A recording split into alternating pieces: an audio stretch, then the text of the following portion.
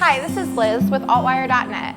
Thanks to Corey Kilgannon for speaking with us today at the Brunch House in Jacksonville Beach. All the fish in the deep blue sea, a big gray whale whistling songs to me. If love is a current that runs underneath, honey, you're just an ocean. Hey Corey, thanks for speaking with us today. So, which songs would you suggest that a first-time listener check out of yours? I guess it depends what kind of listener you are. I think that my most popular song, I guess, is the Whale song, which is a pretty easy access emotionally and kind of fun musically. So I feel like that's the good entry point. But if you really love sad boy music and want to dig deep into something that, hurts you, then maybe The Rhine or Rosanna are my favorites. Those are the deep, sad ones, but people gravitate towards the heavier handed ones. But I think there's all kinds of other tunes. I always forget which ones I have out, but there's some happy ones in there. When did you begin learning to play and write music? What was your process like? Well, it's the class. I got a guitar when I was 8, so that's when I first started playing music and really fell in love with it through middle school and high school. And I don't know, it always just sort of clicked. I think that we have a society that doesn't super value being a musician, obviously, for a lot of reasons. And so I think I doubted it a lot all through growing up. But I started playing shows when I was 15, and I just really fell in love with it. So did a little bit I went to Douglas Anderson here, which is the arts high school, and went off to college for music and just fell in love with it. Probably age 15 is when I started putting out EPs and making records and trying to learn as much as I could.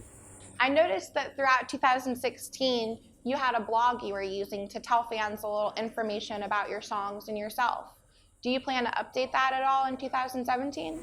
I do. I really like writing them.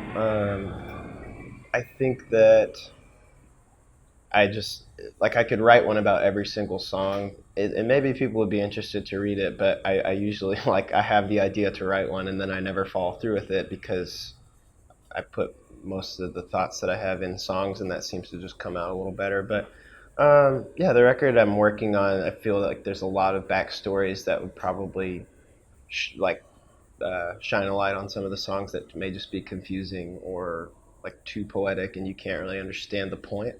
I don't know. I think that's helpful. I love to read that stuff. It's definitely a great way to connect with fans. Yeah. I just love songs. I think songs are the coolest thing. So anytime I can get my hands on the story of how someone wrote one or why they wrote it or what led up to it, I find it really interesting. And so I think eventually I'd like to have that for every song available. And it's just kind of a slow process for me. Are there any other projects that you're working on besides your solo music? So I have a side project that's called Radiant Phaedrus, and it's just an acoustic thing that I started. All my music's acoustic, but I produce it all myself, and I'm not really good at that. So it's kind of just a purely creative outlet. I love to make records for that, and I'm in the middle of producing a record, sorta. I love to make records, so if there's younger artists or people that aren't necessarily ready for a big proper studio experience and to spend that much money, we love to have them come to the house and we just make little indie DIY records downstairs. Yeah, all kinds of projects, little things. How did moving to Nashville influence you as a musician, if it did at all? I recently moved back from Nashville. Sorry, do I have that written backwards somewhere? That's probably possible. But yeah, I still spend a ton of time in Nashville. I moved up there about 5 years ago this time, and I went to school for 2 years. And then when I started doing music and making EPs and touring, I was basing myself out of there.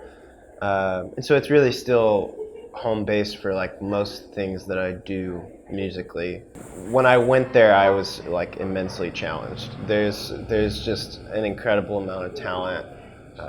Anywhere from the dive bars with the cover country music to the studios, everybody there really wants to make it and they really play like that. And so I think I was forced to either learn to really play and get better or give it up. And it really challenged me to work harder at practicing. But I certainly didn't like make a country album yet or anything like that. That's kind of the Nashville sound, I guess, but we'll see.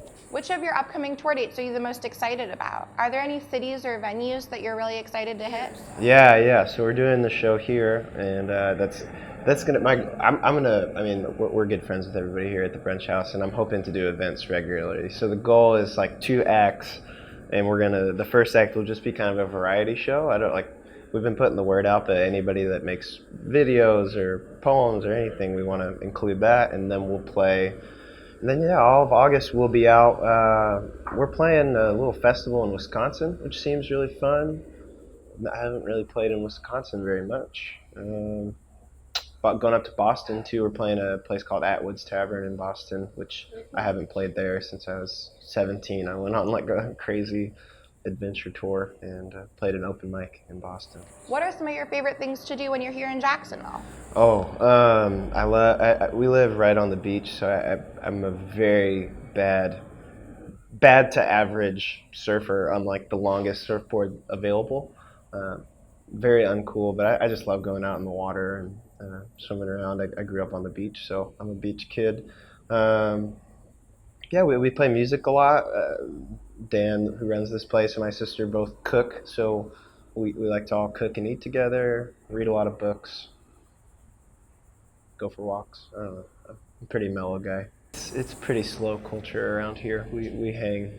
It's very relaxing, and it's really the music too. Sure, yeah. And probably the stuff I've written since I moved back has been, I don't know, I'm borderline going to put out like a Jack Johnson cover album next. It's gotten very chill, but I like it. I'm very fortunate to travel a ton and see a lot of cities and a lot of different places. And when I do get a week or 2 or even a month to be home, I really enjoy just getting to relax a lot. And Jacksonville is good for that. So what's next for you musically? Are there any big projects you're working on or any music that you're writing? Yeah, so the album I'm putting out this fall is, we've been working on it for like 2 years, and I did it in New York actually with an old friend in a studio, with 2 old friends, and that's going to be basically the full-length follow-up for my first EP, which was The Hollow. And this is, it's very not what I make when I'm on my own. It's full band, very ethereal, like sonically, lots of electronic instruments and drums and strings, and it's a very produced record. Using studio musicians for that, or a lot. Really 3 of us did everything. Me and they're both named Will, played everything except we hired people to do strings, and one of my buddies does all my string arrangements. So it's still pretty homegrown. It's not like a huge studio effort, but that record is very broody and dark. A lot of those songs are 3-4 years old, and then I'm working on writing some more that are a little beachier. So that's where I'm at creatively right now, is writing beachy, happy songs. And but the record is pretty dark and sad. When you write and play your music, do you find that it's more for yourself, the fans, or both? How do you find a balance there? I think it's, of course, a combination. When it starts, it's pretty purely just like something that I need to do and want to do. So I feel them coming on for a few days, and I start writing down just little words and notes, and I'm like, okay, I'm kind of gathering information. And then, I usually wake up and just get in a weird zone and write a song. And I think it definitely always starts, not selfishly, but for me. It's my process of learning the things that are in my head and putting them to music. And then I go from there and kind of do a lot of editing, and that's probably more for the listener. It's getting the thoughts in a better order and kind of stitching it together in a way that makes the song easier to listen to and more enjoyable. And that process is to make it so people want to listen to it, and it's not just for me. What is the number one thing that you hope for fans to feel when listening to your music? The more that I release songs, and even the more I get people to respond to it, like a common thread is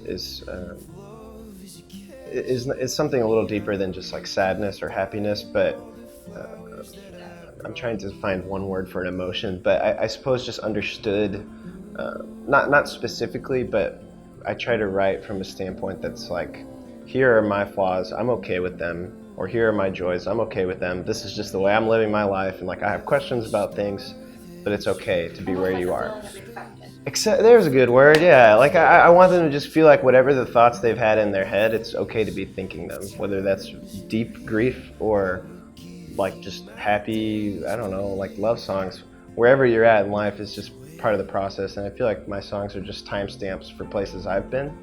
But yeah, I guess it's less of like a message of happiness or a message of sadness, and more of just like it's okay, everything's gonna be fine, and you gotta be where you're at.